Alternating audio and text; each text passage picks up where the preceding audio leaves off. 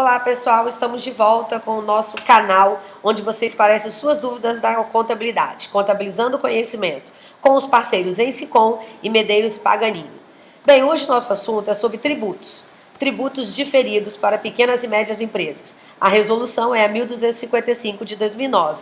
Pessoal, atenção, essa resolução foi alterada neste mês de novembro de 2016, então acessem o site do Conselho Federal de Contabilidade para saber mais informações. Quem está enquadrado nessa situação de tributos diferidos? Toda e qualquer empresa que venda ou preste serviço, onde reconhecimento da receita ou dos lucros provenientes desses ganhos são efetuados ou obtidos em períodos diferentes do lucro contábil ou da receita contábil. Ou seja, o resultado onde o fisco incide a tributação é divergente do período contábil de reconhecimento. Para isso, precisamos ter dois conceitos: o que é tributo corrente e o que é tributo diferido. Vamos começar pelo tributo corrente. O tributo corrente é um tributo efetuado todo mês sobre a situação de pagamento, ou seja, é o tributo que as empresas irão pagar no mês subsequente ao fato gerador, que nós contabilizamos no passivo circulante. Já o tributo diferido é um tributo onde é reconhecido de acordo com os ganhos ou receitas contábeis, e é a diferença entre a contabilidade e o fisco.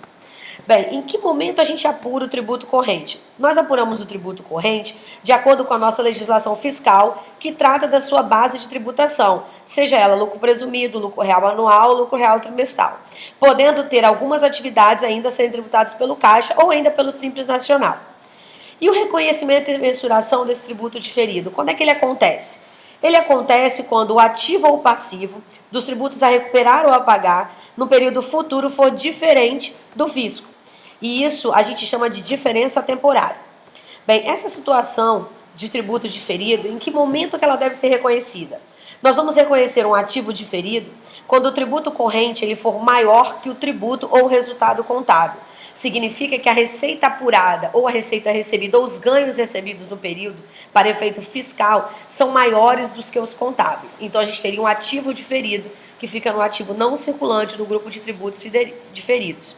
Bem, essa contabilização seria de que forma? Nós debitaríamos o resultado, a conta de tributos, PIS, COFINS, Imposto de Renda, Contribuição Social, creditaríamos o passivo circulante. Porém, a diferença entraríamos no ativo não circulante diferido, no grupo de tributos diferidos. Por que a diferença?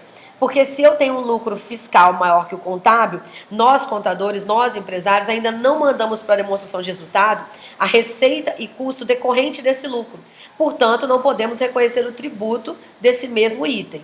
E podemos ter ainda um passivo diferido, quando eu tenho um lucro contábil maior que o lucro fiscal. E aí a gente teria o inverso. Teríamos uma contabilização débito de resultado, crédito de passivo circulante e o complemento, que é débito de resultado num grupo de tributos diferidos e crédito de passivo não circulante, tributos diferidos. Em que momento que esse passivo ou esse ativo não circulante vão zerar? No momento em que o lucro contábil for se igualando ao lucro fiscal. E aí nós vamos transferindo dessas contas de não circulante para as contas de circulante. E como é que a gente vai determinar esse valor? Com base nas alíquotas e apurações fiscais já existentes e de forma consistente, seja tanto para a liquidação do tributo quanto para a recuperação do mesmo. E o AVP? O tributo tem AVP? Ele vai ter as reversões? Como é que funciona? Nós vamos reverter os tributos à medida de que esse lucro for sendo apurado mensalmente pela contabilidade ou as receitas, no caso de lucro presumido. O AVP não vai existir, porque a gente não está falando de desconto. Não existe política de desconto de tributo. Quem dera, né? Se a gente antecipasse tributo, se o governo desse desconto para a gente. Então, a gente não vai ter AVP nessas situações. E como é que fica as informações nas notas explicativas?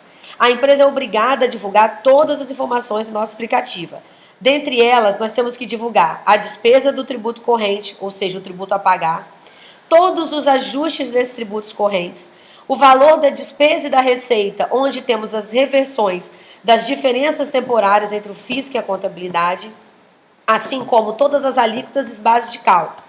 Temos ainda que divulgar o valor do benefício de prejuízo fiscal ou crédito temporário, ainda os ajustes dos tributos diferidos, quando você mudar de alíquota ou de base, se você sair de presumido para real ou vice-versa, de um exercício para o outro. Temos também que divulgar a despesa ou a receita do tributo diferido, decorrente da reversão ou da baixa desse tributo no ativo ou no passivo. E ainda pode acontecer uma alteração dos tributos diferidos quando você for efetuar uma alteração com base na estimativa contábil, na política contábil no erro.